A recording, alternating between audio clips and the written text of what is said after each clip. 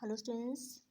आज हम अपना करिकुलम इवैल्यूएशन यही टॉपिक कंटिन्यू करेंगे। कल हमने बात की थी अपने लेक्चर में meaning of curriculum evaluation and the objectives of curriculum evaluation. ठीक है, आज हम एक परिभाषा के अनुसार इसी पाठ्यक्रम मूल्यांकन के प्रक्रम को और ज़्यादा अच्छे से समझने का प्रयास करेंगे। ठीक है, नाउ कल हमने किया था पाठ्यक्रम मूल्यांकन का अर्थ। ओके, now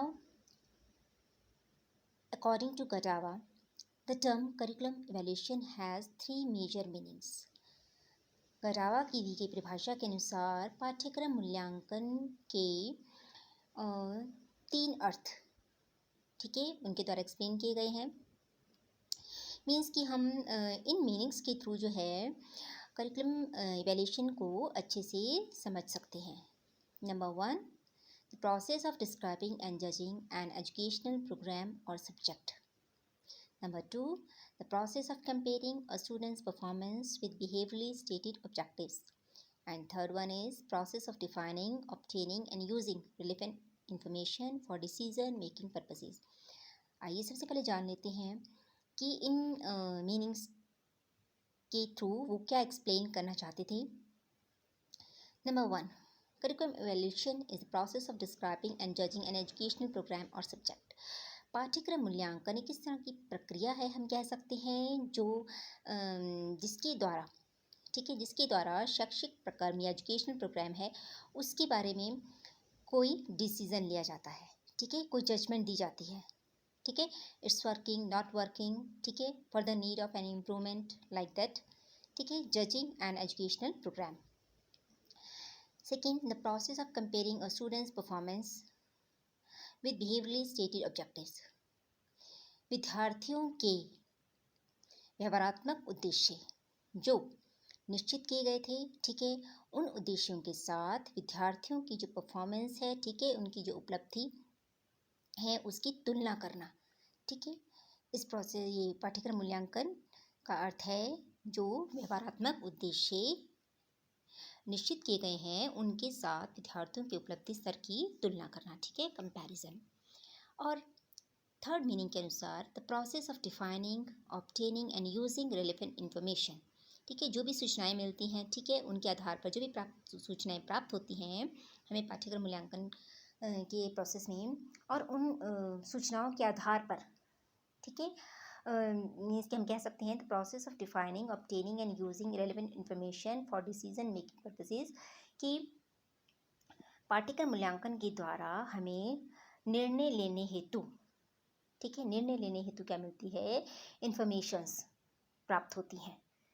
ठीक है, अब आइए इन्हीं मीनिंग्स को हम वन बाय वन और ज़्यादा डिटेल में समझते हैं। ठीक है, now according to first meaning, the process of describing and judging an educational program or subject. The first activity involves the collection of descriptive and judgmental information for the purpose of establishing whether an educational program or project is doing what is expected to do. इसका अभिप्राय क्या है कि ये एक इस तरह की एक्टिविटी है या प्रोसेस है पाठ्यक्रम मूल्यांकन का, जिसके द्वारा एक जजमेंटल, निर्णयात्मक इंफॉर्मेशन जो है वो कलेक्ट की जाती है। क्यों? For the purpose of establishing whether an educational program और project is doing what is expected to do. अर्थात किसी शैक्षिक प्रोग्राम, जो भी एजुकेशनल प्रोग्राम चलाया गया है, उससे जिस तरह की एक्सपेक्टेशंस की गई थी वो उन्हीं के अनुसार, उन्हीं के अनुरूप प्रॉपरली फंक्शन कर रहा है या नहीं कर रहा है। ठीक है, उससे रिलेटेड जो है निर्णयात्मक इंफॉर्मेशंस इस प्रोसेस में कलेक्ट की जाती हैं। ठीक है, and the evaluator pronounce judgement at the end of exercise. और इसमें जो इससे रिलेटेड जजमेंट है वो इस इवैल्यूएशन के एंड में जो इवैल्यूएटर है उसके द्वारा दी जाती है। ठीक है, कि इससे रिलेटेड जो है क्या जजमेंट उन्होंने ली। ठीक है, about the functioning of effective functioning of educational program. Clear? Now the number 2 is process of comparing a student's performance with behaviorally stated objectives.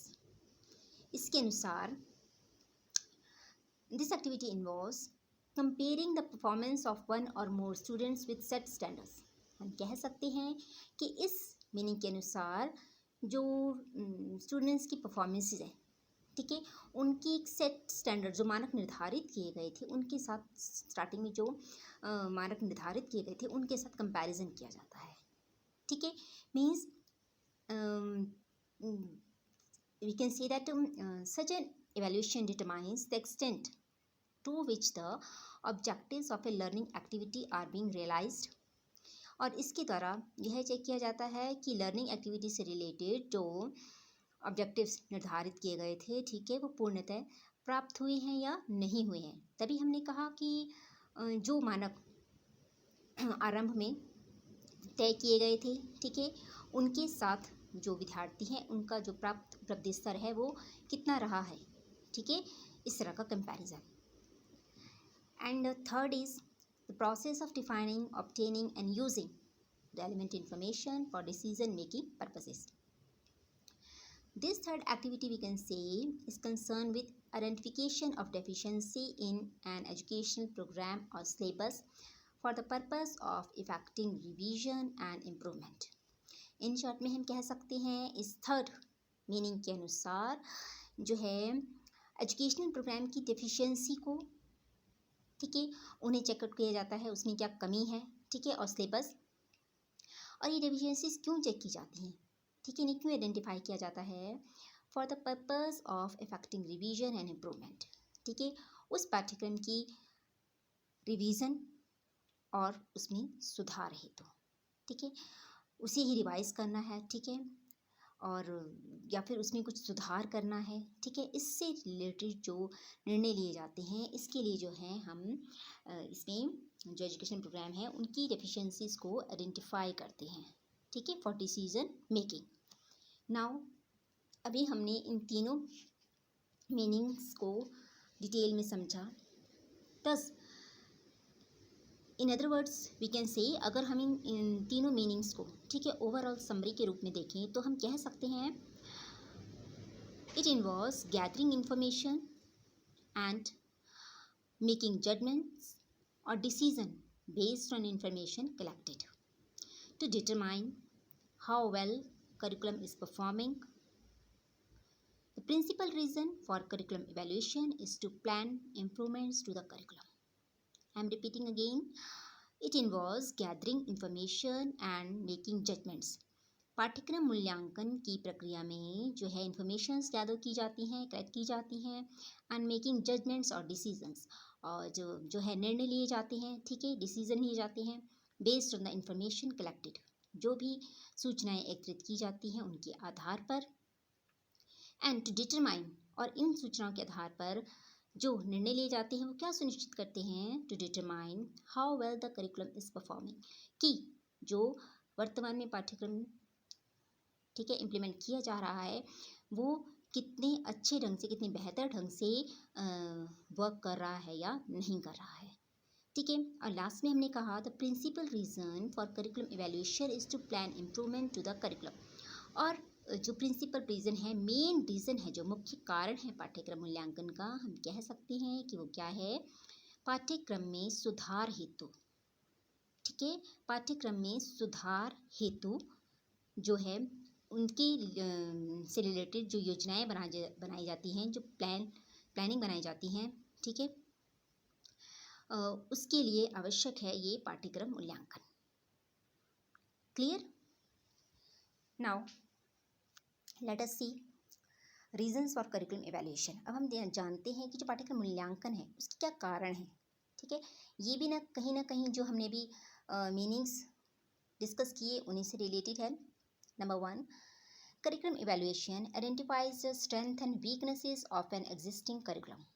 जो पाठ्यक्रम मूल्यांकन है वर्तमान में जो एग्जिस्ट कर रहा है पाठ्यक्रम, ठीक है, जो वर्तमान में अप्लाई किया जा रहा है उसकी स्ट्रेंथ एंड वीकनेसेस को फाइंड आउट करता है, ठीक है, and that will be the basis of intended plan, design और implementation.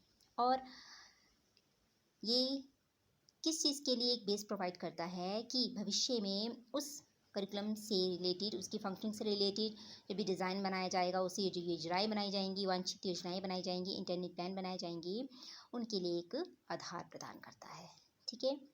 And second one is when evaluation is done in the middle of curriculum development. अगर यही पाठ्यक्रम का मूल्यांकन हम पाठ्यक्रम विकास के मध्य में करते हैं, ठीक है, देन इट विल टेल, तो ये हमें क्या बताता है, इफ द डिजाइन्ड और इम्प्लीमेंटेड करिकुलम कैन प्रोड्यूस और is producing the desired results, कि जो भी पाठ्यक्रम फंक्शन में लाया जा रहा है, ठीक है, जो इम्प्लीमेंट किया गया है, वो कितने बेटर रिजल्ट्स दे रहा है या नहीं, ठीक है, कितने बेहतर परिणाम दे रहा है या नहीं दे रहा है, अगर मध्य में हम इसका पाठ्यक्रम का मूल्यांकन करते हैं तो। Next is curriculum evaluation provides information necessary for teachers, school managers, curriculum specialists for policy recommendations that will enhance achieve learning outcomes. इस पॉइंट के according curriculum evaluation provides information, जो पाठ्यक्रम मूल्यांकन है वो हमें कुछ आवश्यक सूचनाएं इनके द्वारा हमें प्राप्त होती हैं, और जो किसके लिए आवश्यक होती है, नेसेसरी फॉर टीचर्स, जो अध्यापक, ये सूचनाएं अध्यापकों के लिए, स्कूल को जो मैनेज करते हैं वो स्कूल के प्रबंधन से संबंधित उनके लिए, करिकुलम स्पेशलिस्ट जो करिकुलम को बनाने वाले विशेषज्ञ होते हैं वो, एंड द पॉलिसी रिकमेंडेशंस जो पॉलिसी मेकर्स होते हैं वो, उनको सुझाव, ठीक है, ये जो सूचनाएं हैं उनको सुझाव देने हेतु हेल्प करती हैं, सहायक होती हैं, और जो ये सुझाव जो है वो किस में हेल्प करती हैं, फर्दर एनहांस इन अचीव्ड लर्निंग आउटकम्स, ठीक है, जो लर्निंग आउटकम्स है उसमें कितनी बढ़ोतरी, कितनी वृद्धि हो सकती है, ठीक है, उससे रिलेटेड जो रिकमेंडेशंस है वो सजेस्ट करते हैं। Now these were the reason, ठीक है, ये वो कारण थे जिनके लिए जो करिकुलम पाठ्यक्रम मूल्यांकन है वो किया जाता है। अब एक बार हम फिर से पाठ्यक्रम मूल्यांकन की प्रक्रिया को एट द एंड शॉर्ट में समझ लेते हैं। पाठ्यक्रम मूल्यांकन से तात्पर्य पाठ्य वस्तु या पाठ्य सामग्री, जिसे हम करिकुलम कहते हैं, उससे और बालकों के व्यवहार में आने वाले परिवर्तनों से होता है, ठीक है, उनको जब मेजर करते हैं, ठीक है, और पाठ्यक्रम मूल्यांकन द्वारा हम यह भी चेक करते हैं कि इनसे जो निर्धारित उद्देश्य थे, ठीक है, उनकी प्राप्ति किस सीमा तक हुई है, ठीक है, और पाठ्यक्रम मूल्यांकन के द्वारा पाठ्य वस्तु की प्रभावशीलता, ठीक है, व्यवहार परिवर्तन जो है उसकी प्रकृति, उसका नेचर, ठीक है, ये सब भी इसके थ्रू चेक किया जाता है। और पाठ्यक्रम मूल्यांकन के अंतर्गत पाठ्यक्रम प्रक्रिया, ठीक है, इसमें जितने भी पक्ष शामिल होते हैं, जैसे जो है शैक्षिक उद्देश्य, ठीक है, शैक्षिक उद्देश्य की प्राप्ति हेतु अधिगम, ठीक है, अनुभव, टीचिंग मैथड्स, ठीक है, उन सब का एवेल्यूशन भी इसी के अंदर शामिल होता है, ठीक है।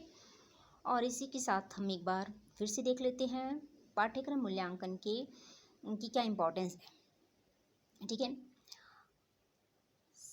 एट फर्स्ट करिकुलम एवेल्यूशन के द्वारा हमें जो विद्यार्थी है उनके बिहेवियरल चेंजेस, ठीक है, उनका पता चलता है, उनके व्यवहारगत जो परिवर्तन होता है उनका ज्ञान होता है, और साथ ही साथ बालकों में डिजायर्ड आउटकम्स, ठीक है, उनका कंपैरिजन भी हो जाता है, मीन्स कि विद्यार्थियों के अपेक्षित व्यवहार परिवर्तन की तुलना, ठीक है, जो उद्देश्य निर्धारित किए गए थे उनके साथ उनका कंपैरिजन भी हो जाता है, और उन उद्देश्यों की प्राप्ति की सीमा तक हुई है, इसका मूल्यांकन भी आसानी से किया जा सकता है। और दूसरा, जैसे भी हमने बात की थी अपने एक रीज़न में, थर्ड रीज़न में, कि इसके द्वारा जो पाठ्यक्रम नियोजक होते हैं, जो करिकुलम प्लानर्स होते हैं, पॉलिसी मेकर्स होते हैं, उनको फीडबैक मिलता है, ठीक है, और इस फीडबैक के बेसिस पर ही उन्हें फर्दर गाइडलाइंस प्राप्त होती हैं, हम कह सकते हैं, कोई फर्दर आगे उन्होंने जो भी डिसीजंस लेने हैं उनके लिए, ठीक है। And at last in one sentence we can say that जो मूल्यांकन है, ठीक है, जो मूल्यांकन है वो भविष्य में उपयुक्त दिशा निर्देश, पाठ्यक्रम संबंधी उचित उपयुक्त दिशा निर्देश प्रदान करने वाली प्रक्रिया है, ठीक है। आई होप कि आपको पाठ्यक्रम मूल्यांकन का अर्थ, ठीक है, इसका रीज़न, ठीक है, और इसकी importance in educational process clear हो।